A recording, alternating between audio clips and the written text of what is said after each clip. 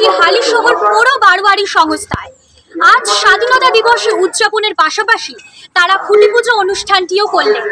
দেখুন সমস্তটাই আপনাদের সামনে এনএন বার্তায়। বাঙালির শ্রেষ্ঠ উৎসব দুর্গোৎসবের আর নেই দেরি। ইতিমধ্যেই বহু ক্লাব সংগঠনগুলিতে শুরু হয়ে গেছে দুর্গোৎসবের প্রাক্কালে খুঁটি পুজো অনুষ্ঠান।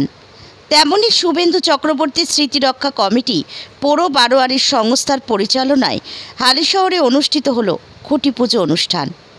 আজ ৭৮তম স্বাধীনতা দিবস, তাই দেশমাতাকে বন্দনায় পতাকা উত্তোলনের পাশাপাশি আর এক মাতৃত্বের অধিকারী দেবী দুর্গারও বন্দনা হলো খুঁটি পুজোর মাধ্যমে।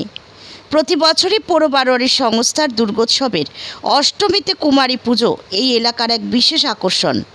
সমগ্র অনুষ্ঠানে উপস্থিত ছিলেন হালিশহর পৌরসভার উপপৌর প্রধান হিমানীশ ভট্টাচার্য, পৌর বারোয়ারি সংস্থার সদস্য চন্দ্রোদয় চক্রবর্তী, শিবপ্রিয় ভট্টাচার্য সহ আরও অনেকেই। দেখুন সেই প্রতিবেদন এনএন বার্তায়। দিন এখানে এসে কি বলতে চান সকলকে? ৭৮তম স্বাধীনতা দিবসের শুভেচ্ছা এবং অভিনন্দন জানাই। দেখুন, এই পৌর বারোয়ারি সংস্থা এবং শুভেন্দু চক্রবর্তী স্মৃতিরক্ষা কমিটি এই অঞ্চলে বিভিন্ন গঠনমূলক সামাজিক কাজ করে থাকে।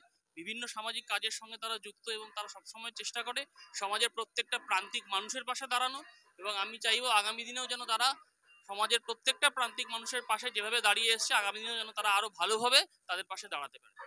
অসংখ্য ধন্যবাদ। নববর্ষ আপনাদের? এটা আমাদের ৭৭তম বর্ষ এবছর পৌর বারোয়ারি সংস্থার, তো এবং স্বাধীনতার ৭৮তম বর্ষপূর্তি পালন হলো আমাদের এখানে পৌর বারোয়ারি সংস্থায়। প্রতিবারই হয়, ঠিক আছে। এবং ১৫ই আগস্ট পার্টিকুলারলি যেহেতু গত বছর মলমাস ছিল, ওই কারণে আমাদের করা হয়নি।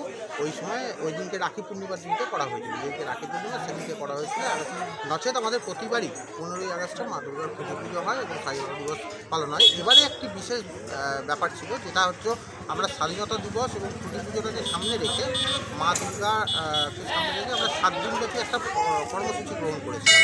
যে কর্মসূচিটা আমাদের ওইখানে দেওয়াও আছে। আমাদের জাতীয় নারী দিবস, আন্তর্জাতিক নারী দিবসে বৃক্ষরোপণ থেকে শুরু করে বিভিন্ন, ঠিক আছে, গাছ লাগানো, save drive save life, dengue প্রতিরোধ এবং সাফাই নির্মল বাংলা, পরিষ্কার পরিচ্ছন্নতা, এই সমস্ত বিভিন্ন অনুষ্ঠান নিয়ে যারা দুস্থ আছে, যারা আর্থিকভাবে একটু পিছিয়ে আছে, তাদেরকে পুস্তক বিতরণ থেকে শুরু করে বিভিন্ন, ঠিক আছে, বিভিন্ন অনুষ্ঠানের মধ্যে দিয়ে আমরা এই 7টা দিন ধরে করে যাচ্ছি। আজকে তার 7তম দিন এবং শেষ দিন, ঠিক আছে। এই প্রোগ্রামটার মধ্যে দিয়ে আমরা আমাদের অনুষ্ঠানের সমাপ্তি ঘোষণা করছি।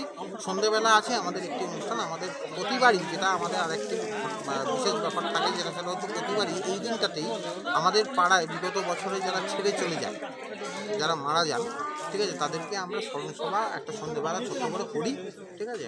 এবং এবারও তাই কি থিম করছেন এবার, কি জানাবেন দর্শকদের? আমাদের এখানে কোনো বাড়ি কোনো থিম হয় না। আমাদের এখানে যেটা হয় সেটা হচ্ছে আন্তরিকতা থাকে, মানবিকতা থাকে এবং সাবেকি আনা থাকে, বাংলা ও বাঙালি আনা থাকে। এবং মা আসে বাপের বাড়িতেই আসে।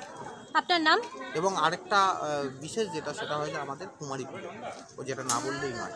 মানে স্বামী বিবেকানন্দর মতাদর্শকে সামনে রেখে, যেমন স্বামী বিবেকানন্দ একটি মুসলিম রেখেও আমাদের কুমারী পুজো করেছিলেন, সেটাকে মাথায় রেখেই আমরাও কুমারী পুজো করি। এবং গত বছর 16 জন কুমারী হয়েছিল। যেহেতু আমাদের মণ্ডপের পজিশানটা একটু ছোট হয়ে যায়, তাই জন্য 16 জনের বেশি আমরা নিতে পারি না। এবার ইতিমধ্যেই ওটা 8 থেকে 9 জন হয়ে গেছে, যেমন ওর মেয়েই আছে এবার আর কি। হ্যাঁ, তো এরকম কুমারী হবে, অষ্টমীর দিন কুমারী পুজো হয়। ওটা আমাদের একটু বিশেষ আকর্ষণ থাকে এবং বিশেষ আবেগ থাকে। আপনার নাম? চন্দ্রোদয় চক্রবর্তী। অসংখ্য ধন্যবাদ।